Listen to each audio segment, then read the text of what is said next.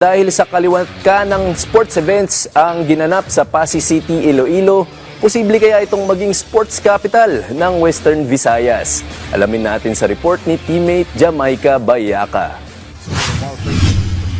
Matapos ang matagumpay na laban sa The Asian Tournament kamakailan, marami pang mga sports events at programs ang nakatakdang ganapin sa Pasig City, Iloilo. Isang maliit na lungsod pero nag-uumapaw sa iba't ibang mga sports. Hindi man lingid sa kaalaman ng karamihan pero taon-taon, sagana sa mga pampalakasan ang isinasagawa dito. Bukod sa mga national at international basketball leagues, dito rin ginanap ang Asian Mountain Bike Series, Beach Volleyball Tournament, National Invitational Arnis Tournament, dance sports at marami pang iba. Gaganapin din dito ang iba pang mga kompetisyon gaya ng Western Visayas Regional Athletic Association Meet sa susunod na taon. Posible ring maging venue ito ng isa sa mga pinakamalaking sports competition sa Pilipinas na palarong pambansa at batang Pinoy.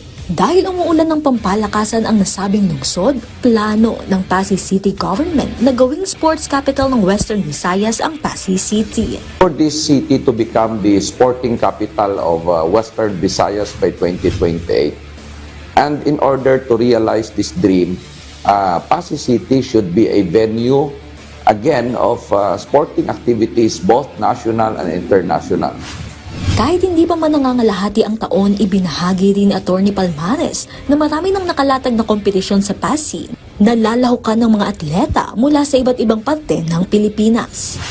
We will be hosting the League 5 of the Go for Gold National Finals. Of course, the Billiards Tournament, the second National Invitational Billiards Tournament.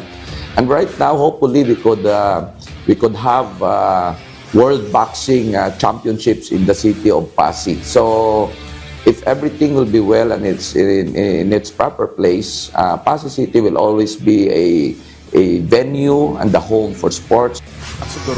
Jamaica Bayaka para sa atletang Pilipino, para sa bagong Pilipinas.